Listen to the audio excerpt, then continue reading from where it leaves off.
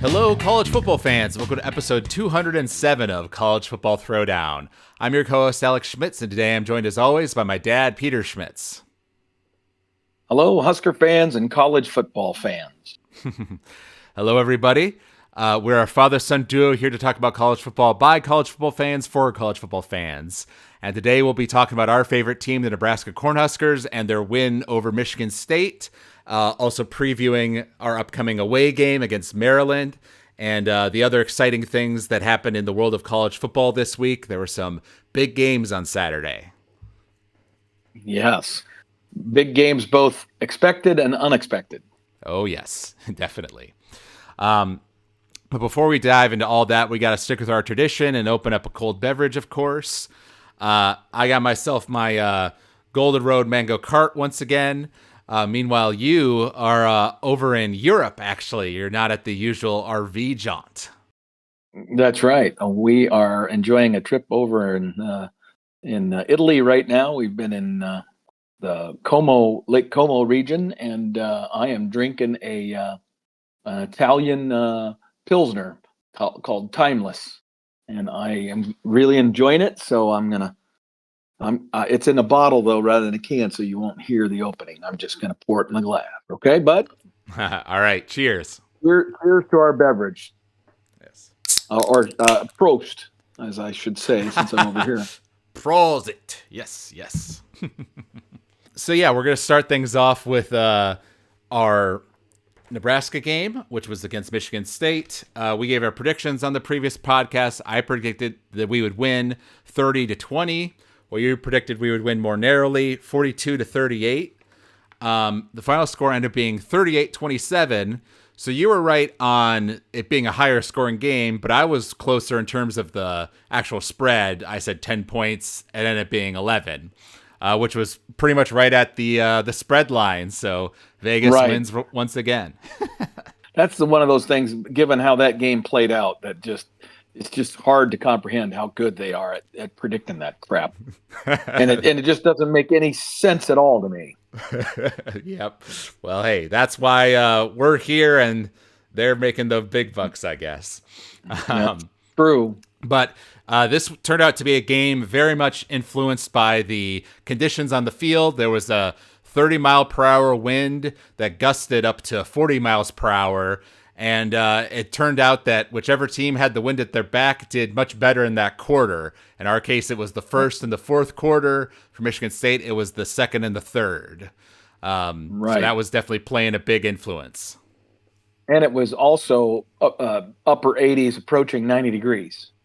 Right. So hotter than heck and wind blowing like crazy. Yeah, and it turned out to be a weird game. I was feeling really good in that first quarter because, well, of course you were. we stopped them. We had a nice drive to score. Then we stuffed them again, and then had a great special teams play with a blocked punt leading to a touchdown. So all of a sudden we were up 14-0, and it was looking like we might be able to take control. And our defense on that following drive that Michigan State got after the touchdown, our defense was getting penetration and seemed like they were going to stop them, but they just found ways to either convert on third or fourth downs, or scramble out of situations where we were getting pressure on their agile quarterback, and then of course those pass interference calls later in the drive that gave them new life instead of them being forced to kick a field goal. Right, exactly. Overall, I can look at this game and that's why I was kind of curious about the stats from it, just because, it just looked so odd to me how this game played out as I was watching it. There were times when it was like, clearly Michigan State's the better football team. They just were in total control, dominating the line of scrimmage, all that. But then at other times they were fairly inept and stubbing their toe and doing crazy stuff. And same with us, right? There were times like that first drive, very efficient, looked great. But I'm trying to grasp for things in the shadow of this victory, for something that I can rely on. Right. And other than the fact that I think we can now officially say we have above average to near excellent special teams play. Yeah. I think we can begin to say that, right? But other than that, I don't know that there's a lot that we can say. We are obviously, we've got some go get it and stuff because we've won some close games now, but man, crazy. It was a weird game. One interesting stat is that they were 2 of 14 on third downs, while we were 5 of 13. But the caveat to that is that they were 4 of 5 on fourth downs, while we were 0 of 2. So they went for it on fourth and short quite a bit and were able to get it. Right, exactly. And especially near the end of in the latter stages of the game, they were just, right. I mean, and their young backup quarterback came in for that final drive, drove him right down the field, 6 of 7 passing, and just sliced us and diced us. Up until that time, their passing hadn't done much of anything. Well, part of that was because the game was basically over because they had already used up all 3 of their timeouts. So even though they did score there, there was so little time on the clock that we could just knee it out still. But we still went to a prevent style defense, which I hate because it never seems to work right. Because even though we did that, we still let up that huge pass play, right? Which I realized after the fact, that backup quarterback threw into that 30-mile-per-hour wind, and he still threw it right on the money. That was very impressive. Right. It really was. I mean, it's like, God, I'm glad he didn't play the whole game. Right. Well, it's like they're playing the wrong guy. The first team guy was clearly not able to throw it deep like the backup seemed to be able to do. But the first team guy was very agile and got plenty of yards with his feet that I'm not sure that the second guy would have. So that's probably the trade-off. That is the trade-off. But if I look at what it would have maybe been more beneficial to the team because of the negative plays that the more athletic, the more run-based guy did is crazy, right? Like I think I would rather have the consistency that I saw demonstrated by the backup. So yeah, but of course that's a conversation that's about to be had for Nebraska as well, just so you know, because of Dylan's inconsistency and the fact that unless he starts to run that football a little bit more and we start to be able to establish the line of scrimmage both from a pass blocking standpoint and from a running standpoint, then we might be better served for having an athlete back there. If our offensive line is going to be this bad, it might be better to have a guy like TJ Latif back there who can move out of the way. Right. Well, to your point, Michigan State had 3 turnovers while we just had the 1. So that turned out to be huge. In particular, that once again talking about special teams, the kickoff we had that went kind of funky and was not a great kickoff because it went into the wind actually worked in our favor because Michigan State guys got confused, bobbled the ball, and that gave us a possession at a time in the third quarter, I believe it was, when we really needed it. Oh, that was the biggest play of the game. No doubt about it. Biggest play of the game. Yeah. Because without that, we're in the lead, but barely. With that, it sets us up to really kind of take control of the game, right? So that was a huge moment. Wasn't that after we had just scored? So it was 21-21, and then we got the ball and we were able to kick the field goal to go up 24-21? Okay. Well, regardless, if that's true, the point is that we had definitely just scored. We were kicking off, and up to that point, the majority of the second quarter and the third quarter had been dominated by Michigan State, and they were physically lining up and beating us. And every time they went for it on a third and short or fourth and short, they were easily getting conversions. I mean, life was looking pretty good for them. Well, as I just noted, though, they were 2 of 14 on third downs, so they were not getting the third downs; they were getting the fourth downs. Fourth downs, okay, but they were staying on the field. Alex is my point. Right. Well, it was one of those situations where you get frustrated because we were getting pressure on them very consistently. It just felt like, oh, if our guy just made one tackle better or didn't get juked out by the quarterback, we sack him. And, that play is a huge negative play. And instead, he scrambles out and manages to, get, 7 yards of the 10 that he needed, to set up a more manageable fourth down or whatever.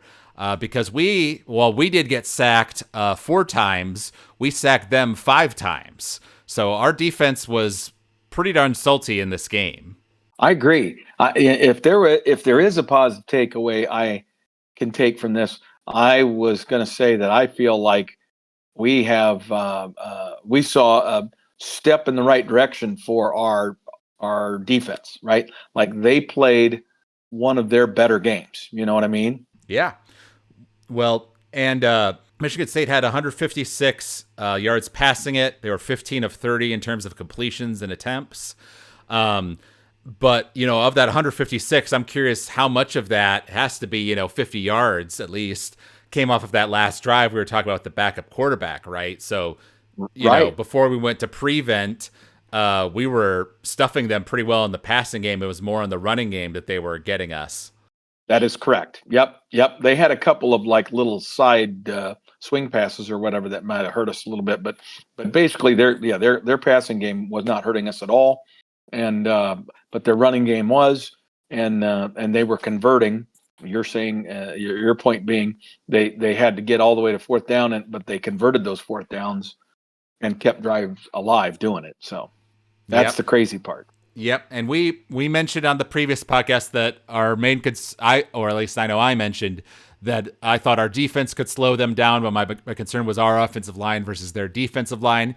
That did prove to be a concern. Thankfully, it was not as bad as the Michigan game, right? There were times where we opened up some nice holes for Emmett Johnson to run through, or we did give, Dylan protection, and then on 1 or 2 of those occasions, it was kind of on Dylan for holding onto the ball too long, which has been a criticism of him. You'll remember that play where he tapped his chest and said, like, my bad, I know that one was on me, things of that nature. So I saw improvement compared to the Michigan game, but obviously not enough, indications that it's still going to be a problem for us throughout this Big Ten schedule. I 100% agree with that assessment. It was kind of difficult to watch because, we were gifted that quick 14-point lead, and I'm just frustrated that we're not able to take that next step.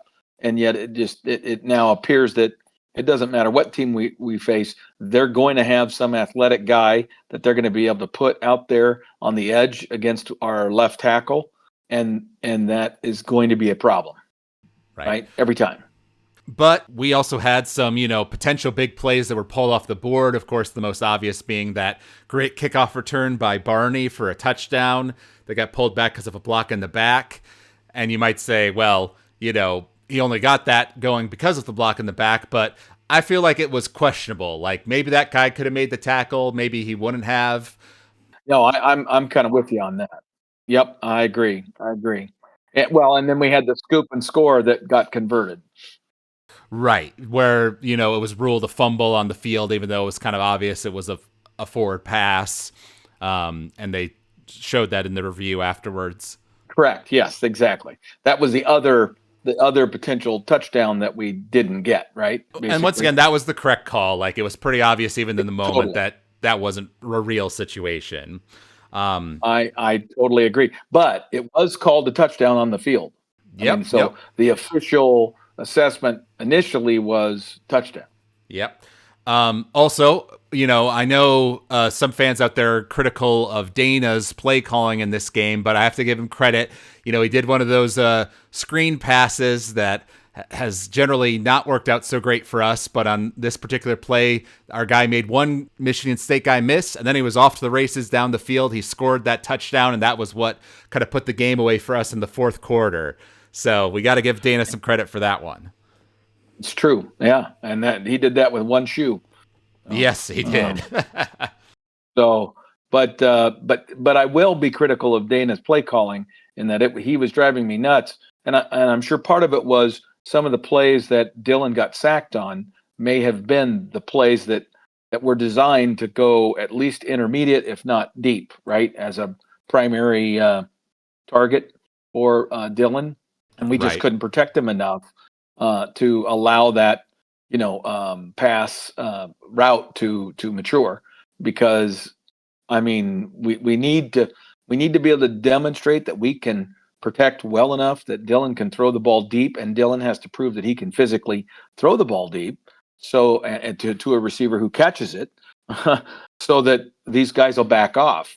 Now, I was just reading a thing that says, well, according to PFF, Michigan State only blitzed 10 times, out of whatever number of plays. And we didn't run a lot of plays. So we probably ran less than 60 plays. So, blitzing 10% of the time is not, it's not nothing, but based on the pressure, they either were really, really dialed in to what we were doing offensively. And so every time they blitzed, it was the perfect call, right? Or either that, or, somebody's not evaluating all the blitzes correctly.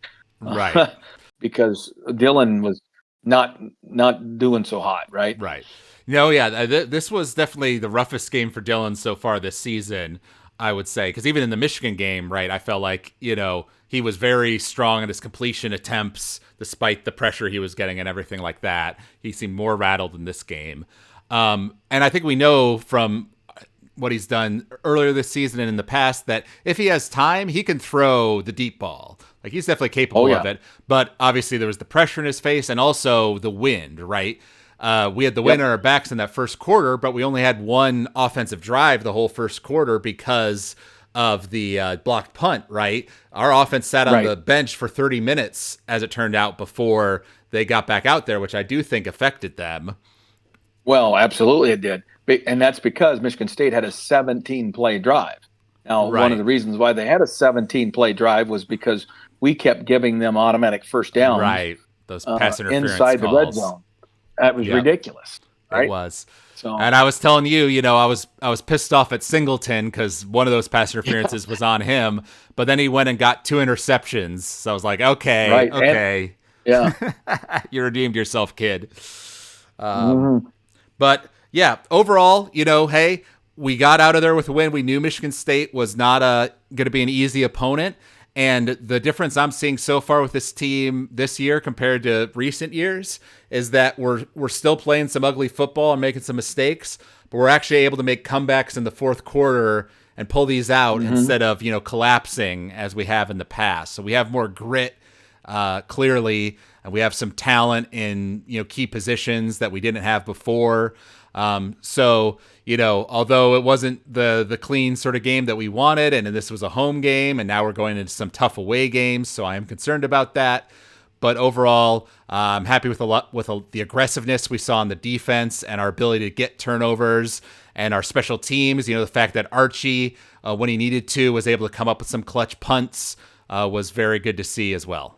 Yeah, I mean, Archie didn't have his best day for sure, but yet he still got 2 kicks inside the 20-yard line and, kept them from really having much of any kind of a punt return game. So even though his distances weren't great, he did all the other stuff that you want him to do. Because you're right. I believe it was in the second quarter, he had 2 bad punts that went basically nowhere into the wind, which obviously was playing a huge factor.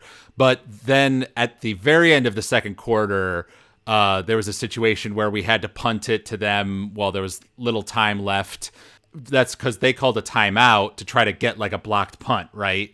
And he pulled it off fine, right? It was an average punt, but, nothing went badly there. So that was a key moment for me where there was serious pressure on, and he executed, the level that you'd want. So that was a good sign for me.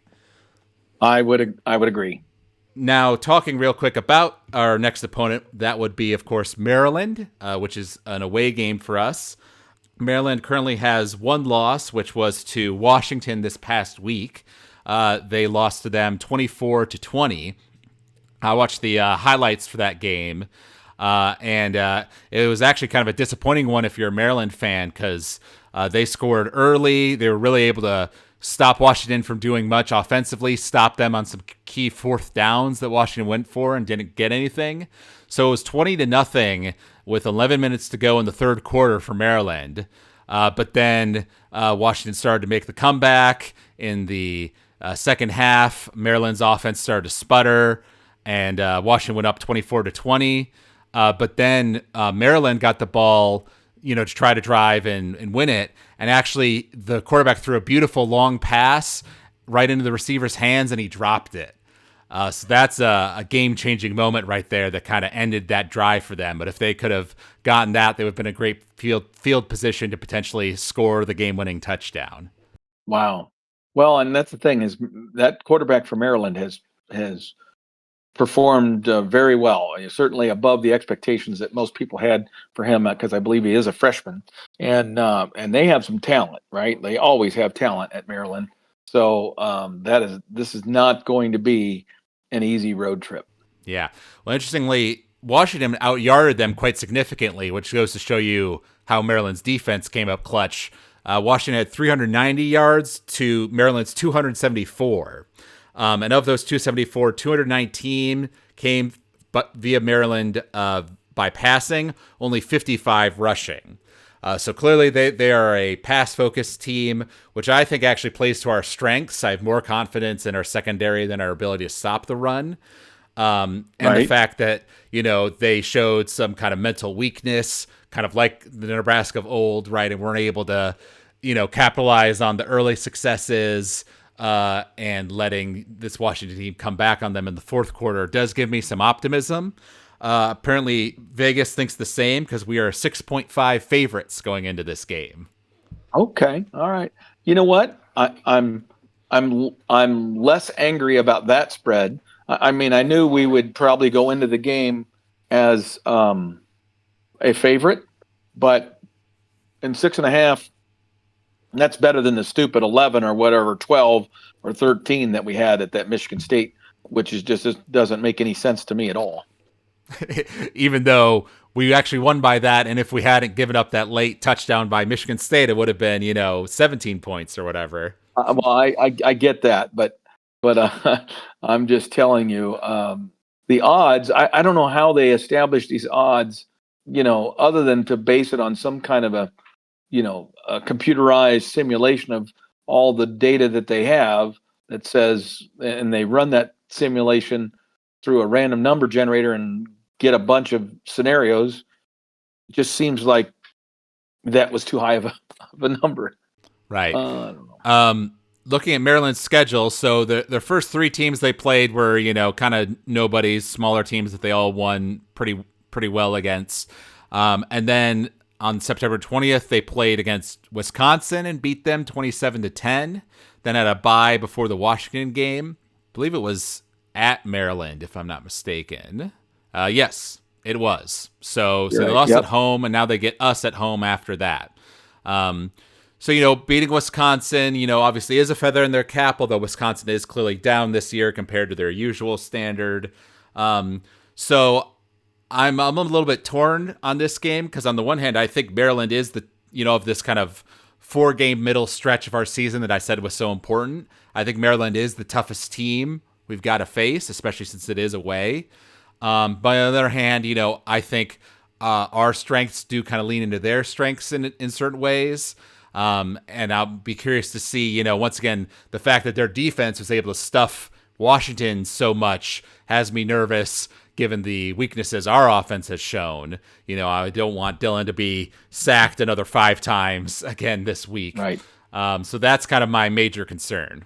I think that's a very legitimate major concern. And on the positive side, I would say that given that they just lost to Washington, they're 4-1, right? Just like us. Yes. But they're coming off of a loss, so maybe their fans are a little deflated, and there's a huge Nebraska fan base in the Washington D.C. area, so there will be a good Nebraska contingent there. So the away game environment that you might expect, it's not going to be a Penn State whiteout situation. You know what I mean? Yeah. And so I'm hopeful. I'm hopeful that will help alleviate the stressors of being the first away game for Nebraska's football team. I'm hoping that, sometimes when you have an away game, you've got fewer players that travel. There's a little bit more focus. The guys are not, sleeping in their own beds, but they're also not being distracted by family and friends who are in for the game that week and all that sort of stuff. So they can tend to be more locked in, and that sometimes translates to a better performance, especially if you're not playing in a really raucous partisan crowd. And so I'm hopeful that the combination of maybe a large Nebraska presence in the stadium and the fact that it's not maybe as intense or formidable as some other venues might allow us to play well. You know what I mean? Just execute. Right. So I'm going to go in and predict that we win, although I think it could be a narrow margin, narrower than Vegas thinks. And I think it may be a low scoring game because I can see our defense, getting pressure on them and slowing them down, but I can see their defense doing the same to us. So I'm going to say that we managed to win, let's say 24 Nebraska to 21 Maryland. So basically the same as the Washington score, +1. Yep. Yeah. Okay. I like that. That's actually a very good assessment, and I think you're probably right about it being a little less scoring because of the two defenses. But I'm gonna take a flyer here and say that Dana Holgerson is going to open things up a little bit this week, and that just maybe Nebraska's offense is going to look a little cleaner, a little crisper this next game than they did yesterday, and that's going to help us score more points. Now, defensively, I feel like maybe we took a little bit of a step this past week, and assuming we don't have any major injuries, lingering from this past game or this week during practice, that our defense, especially with that more focused travel roster, that our guys are going to really lock in and end up playing good football. So I'm gonna be the optimistic one this week and say I think we're gonna beat Maryland, and I think it's gonna be more along the lines of 34-24. Very nice. And then real quick, going back to what you were saying about Dylan versus TJ Lateef. Personally, Yeah. I don't think that's happening. I think that, Dylan is still very much the man leading the ship here at Nebraska. And, part of the weirdness of this game, you have to chalk it up to the, crazy wind and everything. But I do feel like Dana needs to learn from this Michigan State game and have a better game plan for adverse weather, because I don't feel like we were ready for that. And maybe, if it is a windy day like it was against Michigan State, then I could see maybe you do bring in TJ for like a series and see what he can do, show something different. But I think in terms of the general day-to-day operations and, running general drives, I think that's going to stay with Dylan. Oh, and I wasn't ever suggesting that would be the case, that Dylan was in jeopardy. I think it's more about a recognition of how horrible our offensive line is playing, right?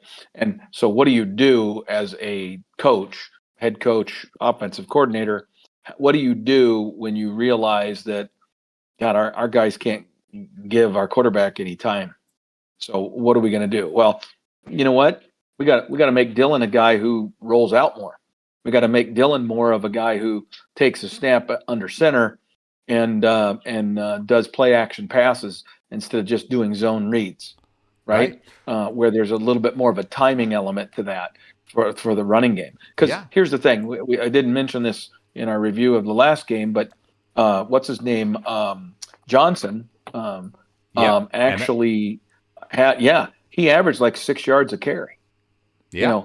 He had a pretty darn good game, especially if you consider his passing. He was the leading receiver, and his yards after catch, were really good. I mean, he probably had close to 200 all-purpose yards in this game. Right. Well, and so he's playing well. I saw he was not the leading receiver. I believe it was Hunter, the guy with the N in his name. Isaiah. Right. Yeah. And big part that was because he caught that big the big pass that went for like 50 yards for the touchdown. So that inflated his numbers Right. a bit. I was going to mention as well, I believe it was in the third quarter, that drive where we scored 7 to tie it up 21-21. The big pass Yeah. that Dylan threw that really got us into that drive was on the run. He was on the run going to his right. He threw a beautiful Correct. ball, 20 plus yards to that receiver. So he can throw Yep. it, in that play action style. I agree. I totally agree. And we started the game with him running the ball for a first down on a kind of a rollout scramble and throw, and then another one where it was a designed running play for him. So I think they're conscious of the fact that teams are, scheming around his lack of propensity in the running game, and so they're trying to address that as best they can.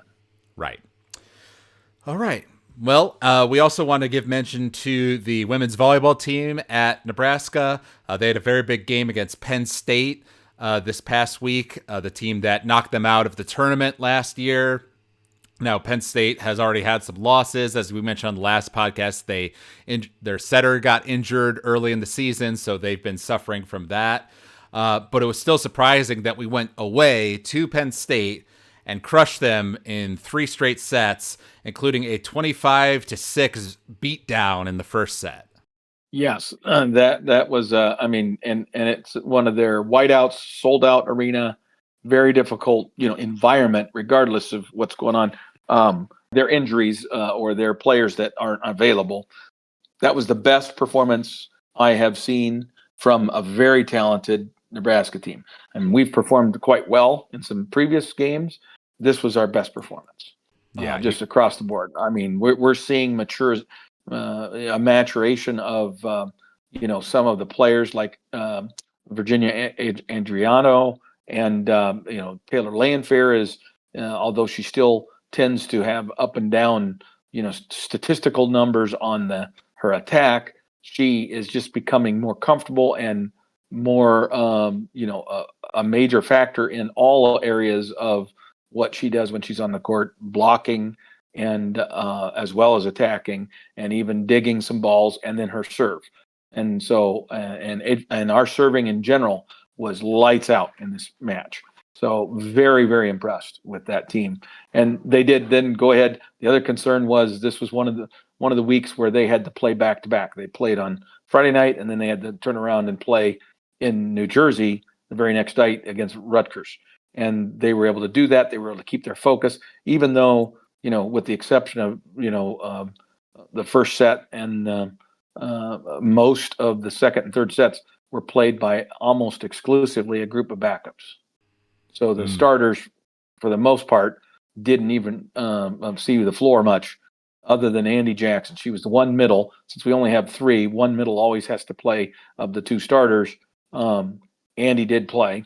And so anyway, that's something that was great to see. That's going to do a lot of good for those guys, I think, going forward. But now we have another big week for them. So they've got to go out and play at Purdue, and they've got some tough matches, but then if they keep getting better, they're going to be hard to beat. Yeah. Washington and Purdue are the 2 games for them this week. I also want to make mention of Becca Alec. She was really good in the Penn State game. So that was a lot of fun for me to watch. I actually watched the full game of that one live. They won the next 2 sets, 25-15 and 25-13. So didn't let up on the pressure. You could tell they were fired up to get the revenge on Penn State.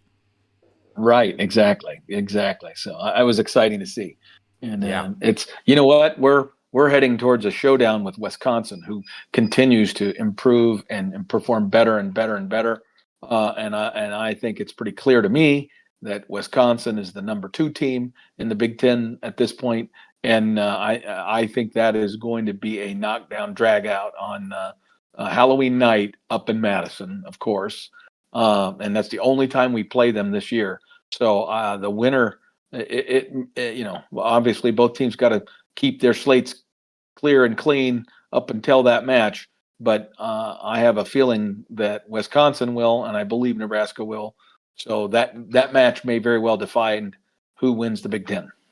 All right, so now switching to the national side of college football, we did give some predictions on the big games last week. One, of course, was Vanderbilt versus Alabama.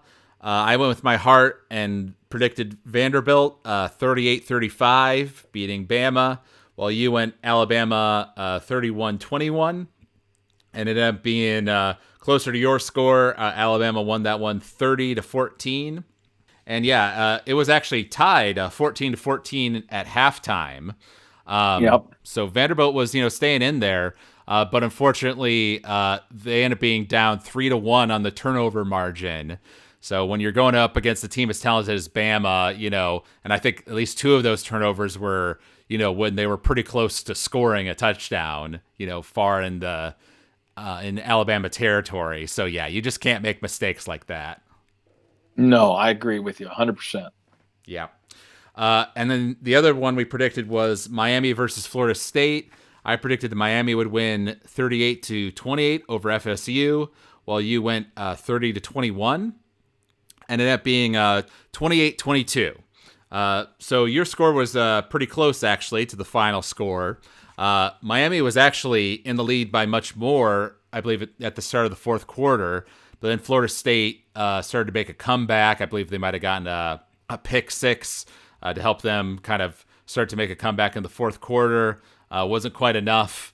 But Miami's looking really good in the ACC.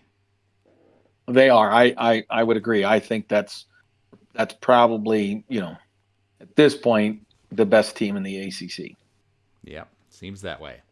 But then there were some games that certainly surprised us with their scoreline. One was Florida versus Texas. Texas going into that ranked 9th in the country. And they lost to Florida 29-21.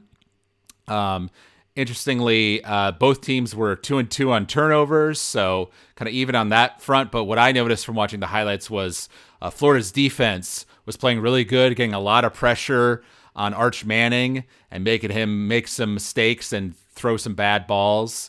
Quite a turnaround for Billy Napier down there at Florida after the rough start to their season. Right. I agree. I mean, he's saving his job, basically. Yeah. And another game similar to that was probably the biggest surprise of the whole weekend, which was UCLA going up against Penn State after their tough loss against Oregon, but still going in ranked as the 7th best team in the country. And UCLA wins 42-37. It was more dominant than that, really. Right. Well, it was 27-7 at halftime. So UCLA was really up on them. I know. That's the thing. And then when Penn State started making the comeback, you thought, well, here we go. Penn State's got, they lighted their engines and they're going to rock and roll. But instead, it became a back and forth battle at that point. Well, interestingly, both teams had one turnover, so they were even on that regard. And UCLA was up 42-35 late. I believe it was after Penn State's latest score. And UCLA made a very weird decision. They were at their own 35-yard line. It was 4th and inches.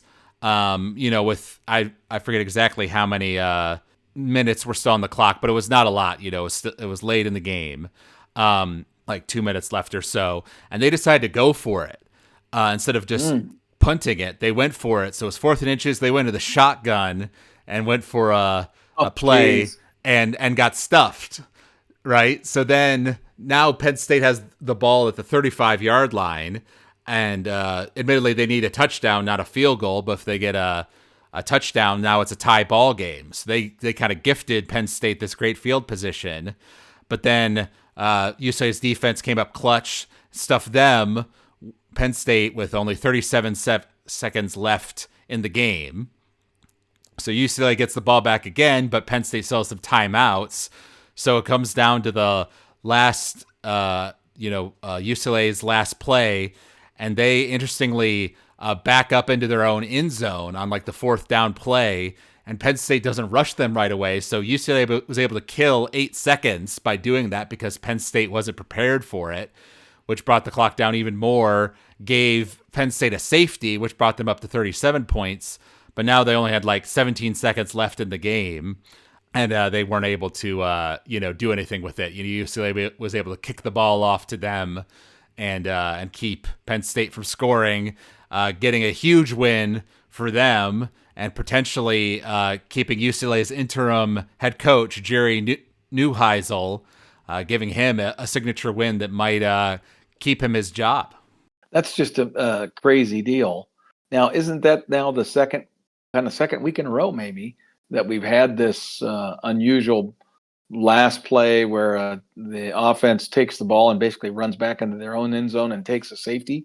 Right. Because that happened in the Indiana-Iowa game the previous week. Yep.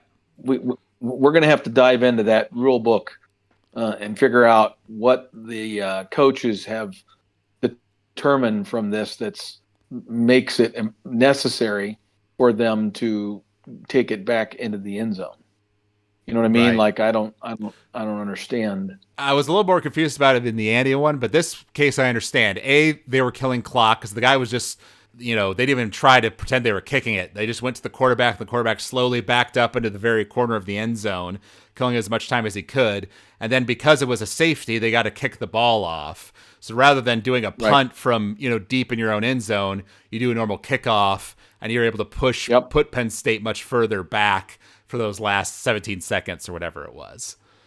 Yeah, but the fact that they're able to run all that time is also a real valuable aspect of that play. Yes. And this is a weird one for me as a Nebraska fan because we play both these teams later in the year. So on the one hand, it makes me more concerned about UCLA, who I thought might be a W for us. But like you said, this interim coach could turn things around. They certainly have talent. They've got that former Tennessee quarterback that they paid the money for there, and he had a very good game this week. On the one hand, UCLA looks tougher to me. They kicked a 54-yard field goal at the end of the first half to get those final 3 points. So they've got a good kicker too. On the other hand, it makes me feel like Penn State is more beatable than I thought. So maybe there's a world where if we improve things, we could maybe pull off an upset against them later in the season. Yep, I agree. And it just seems crazy that UCLA can perform that well following what they have done up to now. Yeah. And now here's a trivia question for you. How many years do you think it's been since a winless 0-4 team beat a top 10 ranked team? 0-4. So it has to be this late in the season. That's what makes it unique. That would suggest it has to be a conference kind of game. Boy, I'm going to say it was not that long ago, but you're going to tell me it is. So I'm going to say 2012, something like that. What's the year? The answer is 40 years. Wow. So last time was 1985, number 7 BYU coming off a national title, lost to 0-6 UTEP. That's wild. Well, yeah, and here's how unique that means that is. That BYU team was the weakest national championship team in history. They never should have been awarded the national championship. It's one of the reasons why the discussions and the clamor for some kind of a structure for playoff started. It started after that 1985 BYU team beat a 6-6 Michigan team in the Holiday Bowl for the national title, because they were BYU was a WAC champion, and they were locked in to the bowl game, much like back in the day. The Big 8 was locked into the Orange Bowl, and the Big 10 and the SEC or the Pac-12 were, or I should say Pac-10, were locked into the Rose Bowl. So all these tie-ins, these big game bowl game tie-ins, but BYU never. At that time, the Holiday Bowl was a second-tier bowl, right? It was not a major bowl in any way, anybody's mind, and yet that somebody had to go play them. For right. And BYU was undefeated, so they beat probably Bo Schembechler's worst team, and then won a national title for it. There you go. Yeah, I was wondering if you would have remembered that UTEP upset, because that must have been a huge deal at the time. You know what? I think the only reason I don't know it more is because I probably sloughed it off as That's typical BYU. They finally played somebody, and got beat. I did not have much respect for that program at that time. Right. And so this brings up an interesting situation for head coach James Franklin. I decided to look up his record. So he is 104-44 in his 11 years with Penn State. So that's a 70% winning percentage. Of course, he was just made it to the college football playoff semifinals last year, right? So in so many respects, he's a great coach and has done very well at Penn State. But he's 3 of 12 in matches against top 10 teams, and occasionally has embarrassing losses like this one, although this one is by far the worst of his career. Right.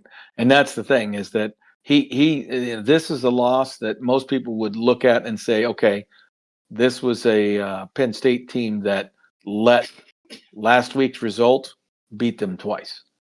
Yeah. Well, and yeah, for all those saying out there that James Franklin should be fired, there's no way that's going to happen because of A, his success, B, apparently his buyout is like $56 million.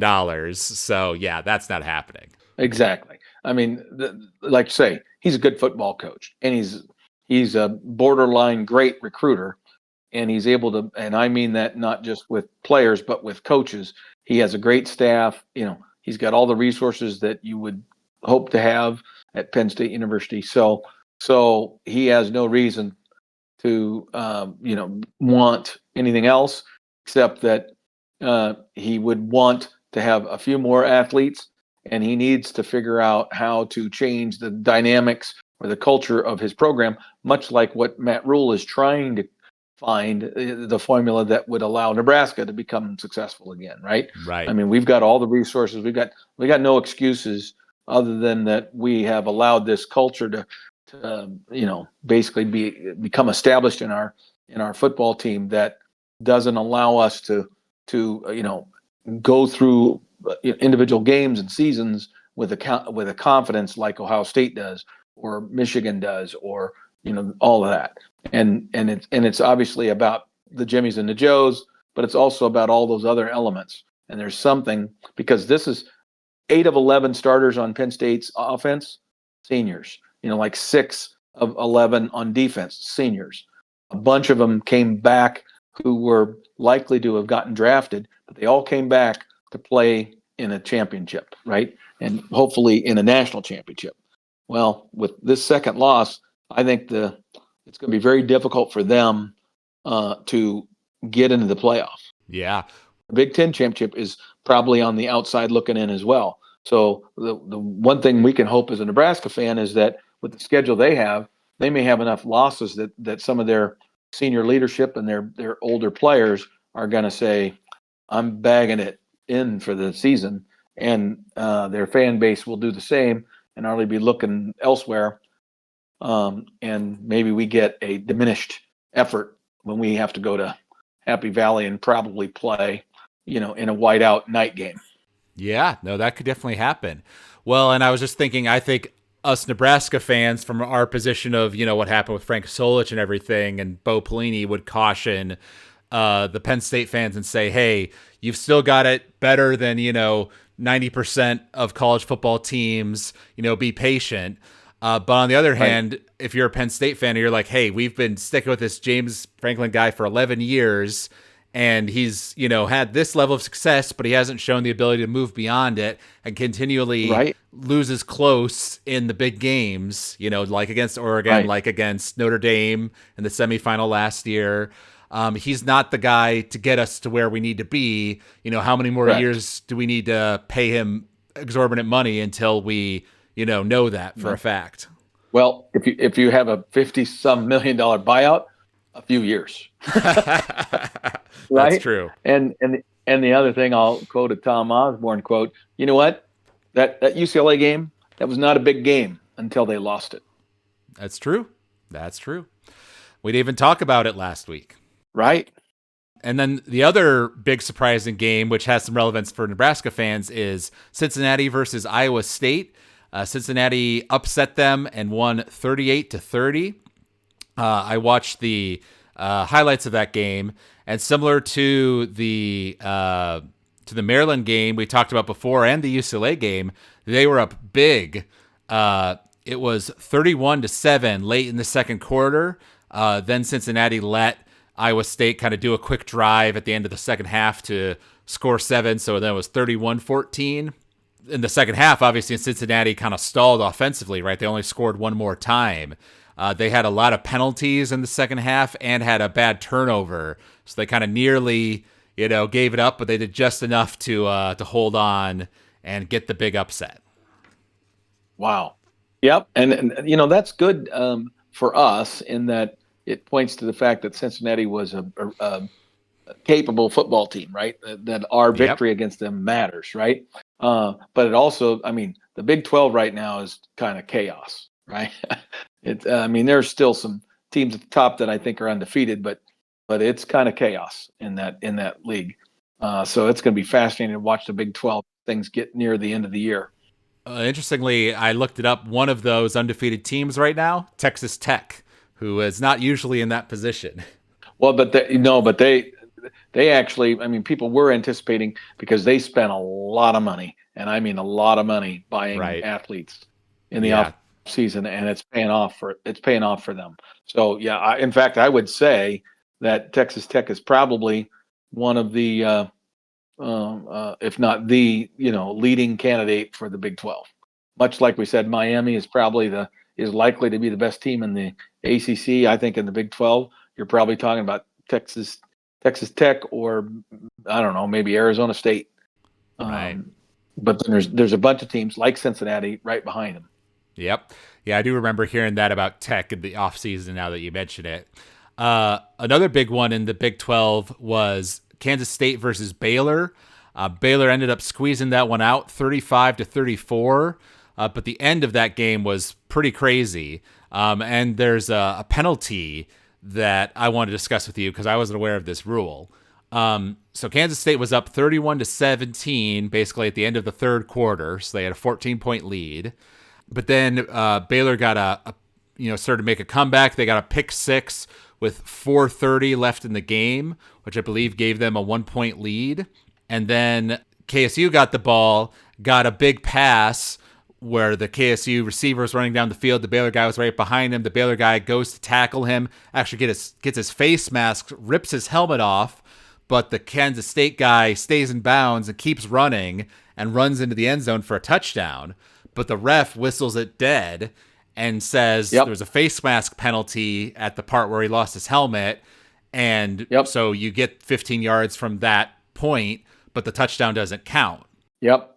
Yeah, because they do not want it is incumbent on you as the runner to give up on the play if your helmet's been removed. Right, because they don't want that kid to be running further with his helmet off and get tackled again with no protection and get his head split open or whatever. I get that, but as it turned out, right, even though Kansas State had good field position, they didn't get a touchdown off of that series, had to settle for a field goal. So now they're only up, by that many points. And then Baylor drove it down with a 2-minute drive and scored a 53-yard field goal to go up by 1. So that brought them to 35-34. So it was 34-32 before that. And then Kansas State gets the ball back with only a few seconds left, gets it close enough to go for a 56-yard field goal, and it gets blocked. So that's how the game actually ended. But I think it's kind of bad incentives, right, to, in that scenario, it was actually good for Baylor to get the face mask penalty because it prevented a touchdown, right? Correct. Yep. You know what? And that probably will be discussed to figure out if there's a way they can still fulfill the desired for, safety and maybe keep that from being an incentive for someone to rip somebody's helmet off just so that they don't get in the end zone. So that was something I noticed in our game too. I feel like Dylan might have had his helmet on a little loose because there was one play where he got just kind of pushed over by a Michigan State guy at the end of a play, and his helmet kind of popped off, and he just put it right back on. And thankfully, the ref didn't notice, so he didn't have to sit out that play. but a little push Yep. like that should not jar your helmet off. I totally agree, and I'm almost certain I've talked about that on this podcast before, Alex. I am so sick of the loose helmet thing. I just pisses me off. That chin strap should be on. That helmet should be up and snuff. And if your head is not properly fitted into your helmet, then get a new helmet. Right. Because that was at the end of near the end of the second half, right? There was that play where Michigan State really was sacking Dillon and kind of ripped his helmet off in the process. And there was no flag, which of course made the Nebraska fans mad because maybe it should have been a face mask, which maybe is true. But, seeing that later play, I'm like, well, maybe Dillon just had it on loose. I don't think there's any doubt that was true. And and I think that's probably why he didn't get the call because I think it's really obvious. It really is. I mean, he looks like a bobblehead doll out there with that stupid loose helmet. He does. Ridiculous. Yeah. Well, I'm sure the coaches are lecturing him about that this week. I'm not, because he's been doing it for 2 years. So, well, we'll see. All right, and then this next week of college football actually has a lot of good games, a lot of good conference matchups. Alabama versus Missouri. Missouri is undefeated currently in the SEC, and that's a home game for Missouri. So that's a big one. In the Big Ten, we've got Michigan versus USC and Iowa versus Wisconsin. So some big games. Wow, yeah. The Iowa versus Wisconsin one is attractive as well. But that's Iowa coming off of a bye week, and Wisconsin having had to play a tough road game against Michigan. Yeah. Which, that final score looked better than I thought it was going to look.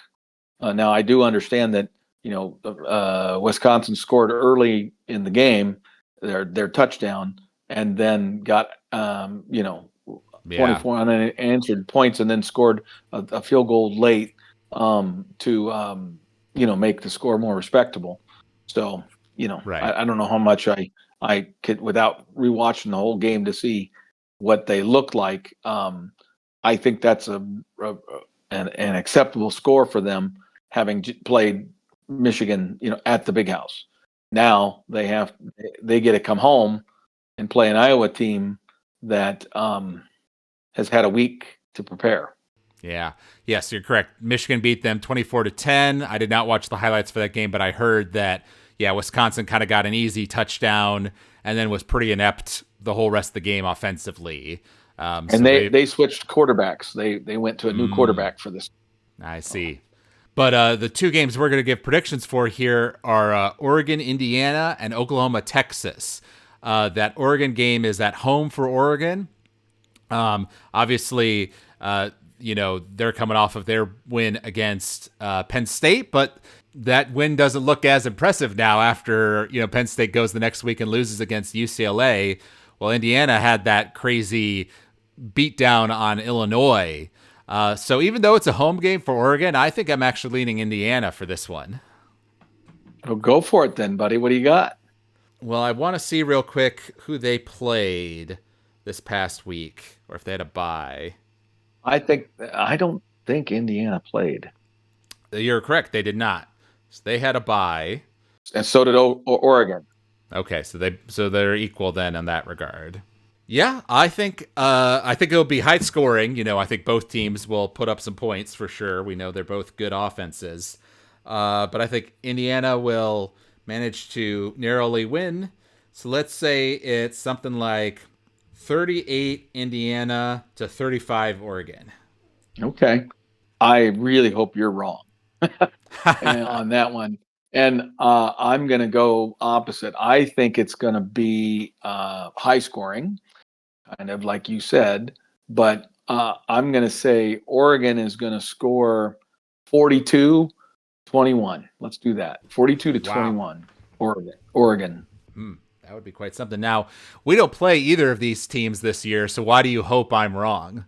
Because I don't like Indiana. I don't like Google me, idiot. I see. Yeah. Well, I know their coach has said some things which I have not kept up with, but what he's been able to do at Indiana at this Remarkable. smaller program is very impressive. I totally agree. I cannot deny his success. I mean, the guy's obviously a really good coach. He's surrounded himself with good coaches who are great talent evaluators. I envy that program for that reason. But I'm also a huge fan of Oregon's coach. I think he's one of the best coaches in college football, and he can recruit lights out to that campus there at Oregon. And so I just think, and I think he has a competitive streak in him that's very much like Signetti. These two guys are super high ego, both coaches. I mean, you listen to Matt Rule talk, and every head coach has got to have a pretty darn big ego. But Matt demonstrates, at least publicly, some humility. These two guys don't. They're unabashedly, arrogant. And so I think with the game being played out there in Oregon, that he wants nothing more than to put a beating on Indiana. And then, of course, the other one was the Red River Shootout, which is Oklahoma versus Texas. That's obviously being played in Texas, but at the Cotton Bowl, so a neutral site, as is tradition. Texas is obviously coming off the tough loss against Florida, whereas Oklahoma had kind of a tune-up game against Kent State and crushed them 44-0. So I think they're definitely going into this game as a favorite. The question is, can Texas bounce back from the disappointment against Florida? Well, I'm not sure I'm going to say Oklahoma is going to crush them, because it's the Red River Shootout, and that's always a tough, hard-fought game. But I do believe Oklahoma is the better team and will win the game. So that one, for me, if I'm going to give it the score first on this one, I'm going to say it's going to be, Oklahoma would like nothing more than to win big, but I'm going to say it's going to end up being 31-21 Oklahoma. Okay, so last year, Texas beat them pretty soundly, 34-3. So I think, to your point, that's all the more motivation for Oklahoma to want to avenge that.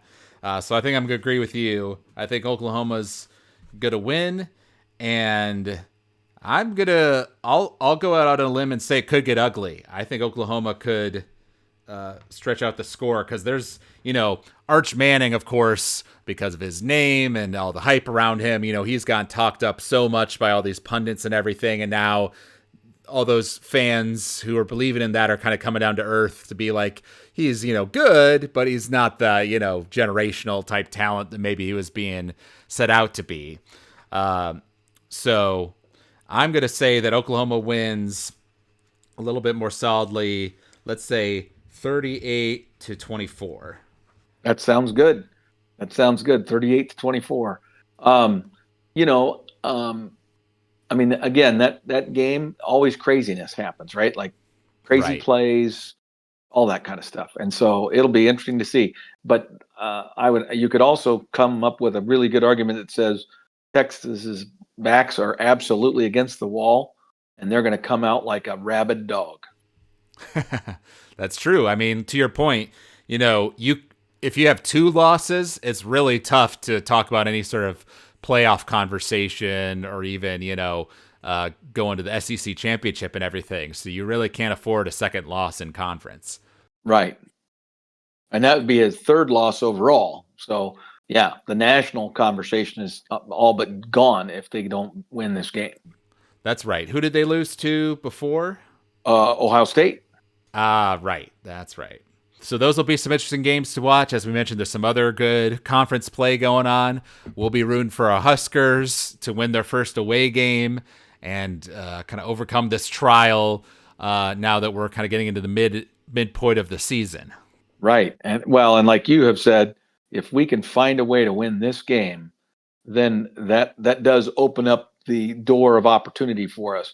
Not that the next games are easier, because if we were to win on this Saturday, we have to turn around, in less than 7 days and play on a Friday night up in Minnesota against a Minnesota team that, if there's nothing else that this guy knows how to do, it's how to run the football and pound the rock down Nebraska's throat. So PJ Fleck will absolutely make every effort to do that. And he has no problem changing his offense for 1 week to take advantage of an obvious weakness. So we're going to have to really hunker down. And I could see both of these next 2 games being losses that kind of derail our season. All of a sudden, instead of 4-1, we're 4-3, and everybody's scratching their head. Or I could see us, winning both of them, and now we're looking to come home and play Northwestern and maybe get our 7th win. So yep, I could see the thing going either way. Yep, it definitely could. As I mentioned before, yeah, getting these wins now are crucial because the last section of our season is tougher for sure. Absolutely. So we got to win these manageable ones. But yeah, hope you out there enjoyed listening to this podcast. You can email us at collegefootballthrowdown@gmail.com. You can also find us if you search for College Football Throwdown on Apple Podcasts, Spotify, or YouTube. You can subscribe to our new YouTube channel there, or give us a rating or review, comment. We always love hearing feedback from the fans. So thank you out there for listening, and thank you, Dad, for joining me for this episode. And until next time, go Big Red. Go Big Red.